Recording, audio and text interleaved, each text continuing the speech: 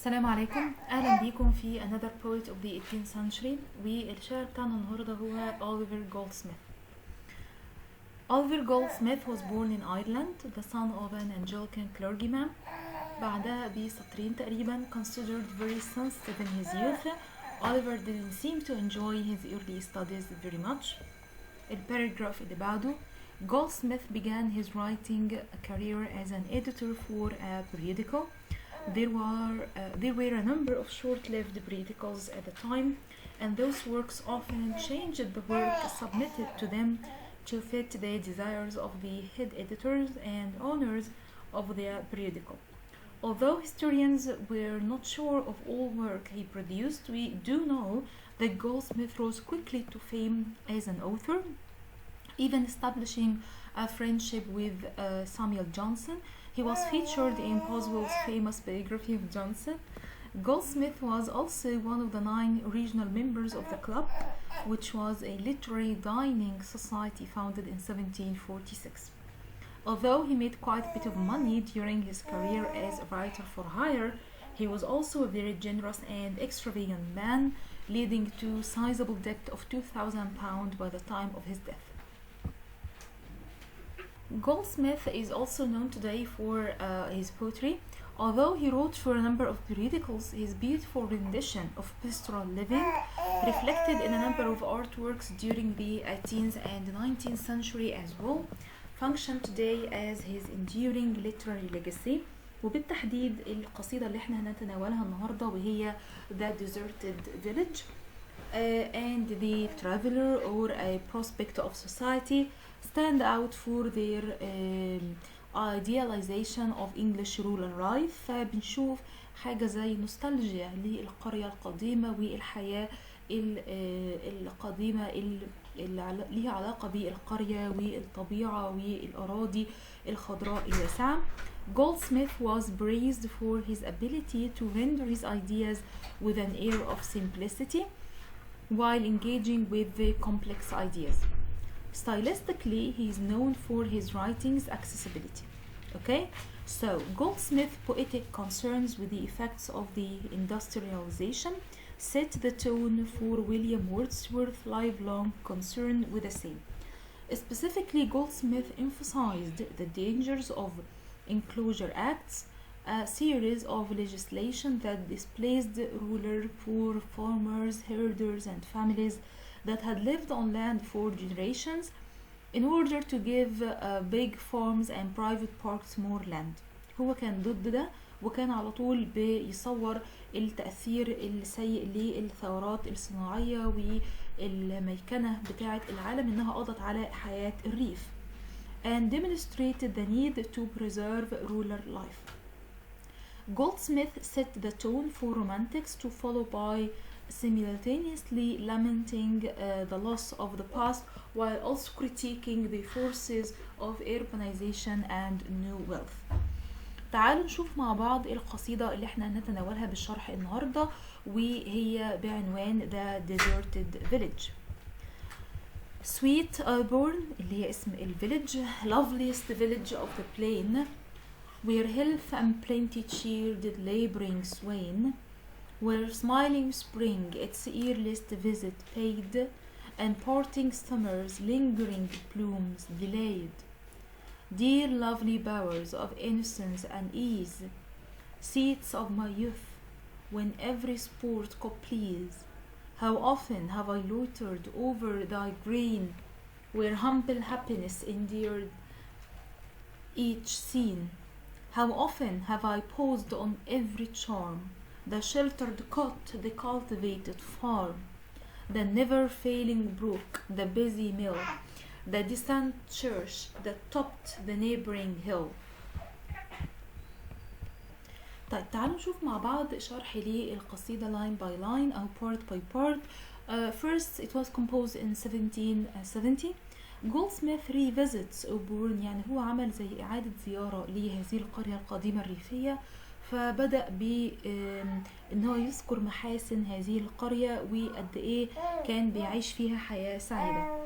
A village of which he had found fond memories and marks the depopulation brought about through the immigration of its peasants community and the influx of monopolizing riches. بيقول ان حتى سكان القرية عددها قل بسبب الهجرة وشكل الريف نفسه اتغير.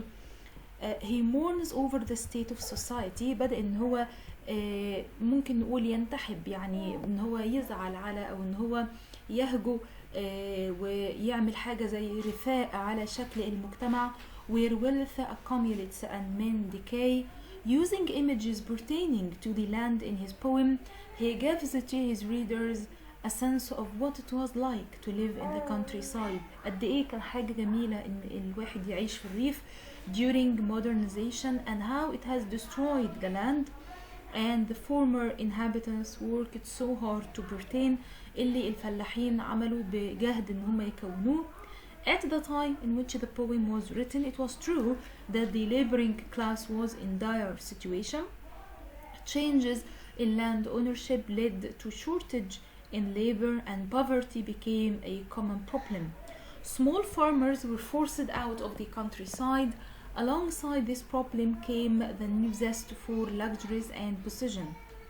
Poets became enamored by each situation, and accordingly much poetry of the time uses the laboring class and the growth of luxury as a key theme. يبقى نقدر نقول ان القصيدة evokes sympathy and sentiment for country life للحياة الريفية.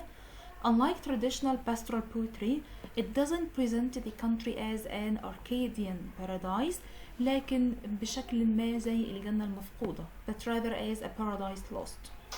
Goldsmith believed the country life was being ruined. هو شايف ان حياة الريف تم تدميرها by British interest بسبب المصالح البريطانية in foreign trade والتجارة الأوروبية and the concentration of capital and land in the hands in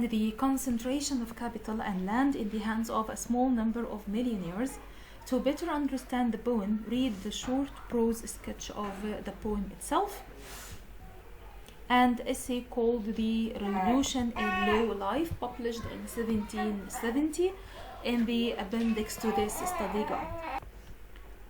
Starting from line 1, the speaker describes Auburn, اللي هي القرية, the village of his childhood. Each scene is constructed nostalgically, highlighting beauty in memory, وبيحط زي highlight أو بيعمل shedding more light على جمال هذه الذكرى. The weather is always perfect. The people are filled with humble happiness. The buildings are never failing, busy and sun.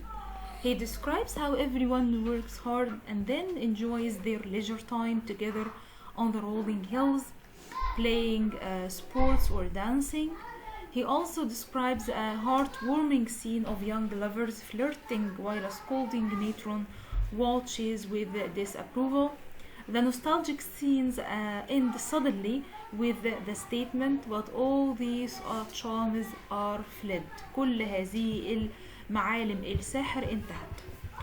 بعد كده from line 35, between the cozy houses, the speaker sees the effect of the tyrant and the master of the smiling plain.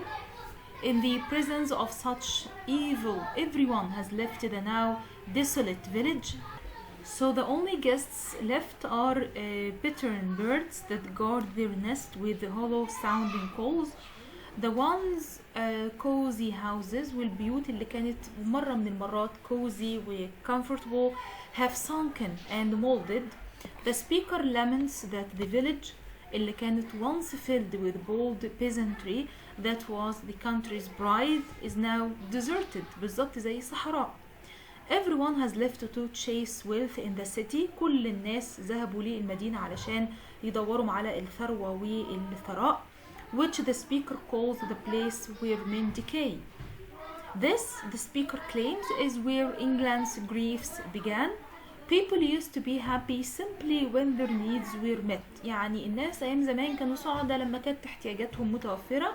But with the rise of trade, مع انتشار وازدهار التجارة, people longed for opulence and unwieldy wealth. They longed to ease every pang they fully pays to pride. This greed caused the decay of the ruler mirth and manners. طيب, starting from line 75, the speaker describes returning home after years away. بيصور بقى عودته لهذه القرية بعد سنين طويلة. So the speaker describes returning home after years away, taking solitary rounds amid the dangling waterways and ruined grounds. All around him he sees evidence of the tyrant's power. بيشوف مظاهر من القوى الطاغية العاتية. Seeing how run down the once beautiful village has become fills the speaker's heart with emotion. He had long wished to return to Auburn as an old man, but it's his greatest grief to realize this will be impossible. Again, the speaker recounts images of the happy, bustling village where children came singing from school, and even the noisy watchdogs, geese, and nightingales sounded like sweet confusion. From line 137, the speaker recalls the village preacher, the place where his modest mansion once stood is now overgrown with wild flowers. He ran a godly race and was rewarded with a salary of $40 per year. The preacher never sought riches or fame. He only wanted to care for the wretched. He dedicated his life to easing others' pain, whether they were injured soldiers or ruined spendthrifts. From line 193, near the church was a noisy school where a stern schoolmaster ruled strictly. The speaker knew the schoolmaster well, as did the rest of the village trons. Despite the schoolmaster's stern appearance, he was kind and loved to teach. The children in rapt attention used to wonder how much knowledge could be crammed into one man's head. So, from line 251, the speaker knows the rich monk, his nostalgia for home, but this cruelty only makes him fonder of the simple blessings of his lowly beginnings. Everyone else seems to love the gloss of art, working hard to obtain its expensive beauty. The speaker much prefers the beautiful images of memory that lightly frolic over his vacant mind. He goes on to blame the rich for chasing wanton wealth, again claiming their greed hasten the poor's decay. From line 287, the speaker compares the land to a young woman who needs no adornment to show off her beauty. As time passes, however, the land needs such adornment to maintain its charm, but it has been betrayed.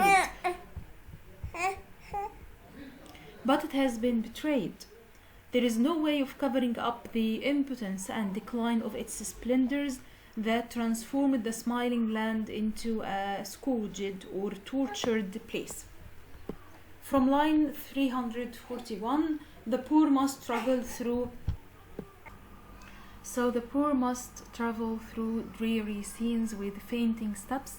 Eventually they will arrive at that horrid shore that the speaker describes as if he were describing hell, either some overcrowded city or some wilderness. To him, the city is a place where birds forget to sing. بالنسبة لي المدينة هي مكان birds forget to sing and the dark scorpion gathers death around. Line 385, the speaker curses luxury. People want luxury, so they leave their pleasures behind to seek its insidious joy. Even as the speaker stands now, he can see the ruler virtues leave the land. He recalls days of a contented toil and hospitable care, where people worked hard and were kind to each other. Finally, he says goodbye to the village of his memory, with the hopes that time might redress the rigors of the inclement climb and bring both the truth and humility back to the land. Poetic elements and form. Of course, the deserted village is written in heroic couplets, which are pairs of rhyming lines of iambic pentameter. A line of verse written in iambic pentameter contains 5 feet. Each foot comprises an unstressed and distressed syllable. He employed several features such as alliteration, repetition of the same consonant sound. In the first few stanza, the reader hears humble happiness, succeeding sports, sweet succession, light labor. فبنشوف الحروف الأولية في كلمتين أو ثلاثة ورا بعض. كمان he employed metaphor اللي هي indirect comparison of two objects, usually by describing one object as another. On a large scale, Goldsmith uses the fictional village of urban to represent all village. هي عبارة عن metaphor لكل القرى وكل الريف. By the end of the poem, the rundown disrupt village becomes a metaphor for abandoned rural life and the effects of industrialization on society. طيب تعالوا نشوف كمان he employed melodrama اللي هي عبارة عن sensationalism used for the purpose of appealing to an audience emotions akin to sentimentality. Melodrama uses over-the-top description to make audience feel a certain way. In a way, The Deserted Village is a melodramatic poem. Exaltation of agrarian economy. Goldsmith's primary purpose in writing The Deserted Village is to evoke a strong sense of nostalgia for village life. He demonizes life in the city, suggesting that entire populations of villagers or poor exiles, as he calls them, are being lost to bloated mass of rank unwidely woo. To achieve this goal, Goldsmith uses idealized descriptions of people, buildings, and the village itself to evoke nostalgia. In order to give the poem a nostalgic feel for all readers, Goldsmith uses type characters which readers can easily recognize and identify with. Of course, the poem is a social criticism. Goldsmith is not just idealizing a golden age of the past, he is issuing a warning that the nation of England the nation of England is facing a crisis. By regularly juxtaposing nostalgic remnants with historic depictions of the present, Goldsmith effectively evokes both reader sympathy for the displaced poor and the dark prospects of a future of unchecked commercialism. In 1761, Goldsmith himself witnessed the displacement of villagers. He includes this experience in The Deserted Village كعملية توثيق لإخراج الفلاحين من الأراضي الزراعية وعملية الهجرة أو النسح من الأراضي الزراعية للمدينة. فكانت القصيدة توثيق صادق لذلك. Toward the end of the poem, Goldsmith evokes poetry capitalized to accentuate its personification. It too has been evicted from traditional village life. Farewell, Goldsmith bids poetry, still let thy voice a slight truth with thy persuasive strain.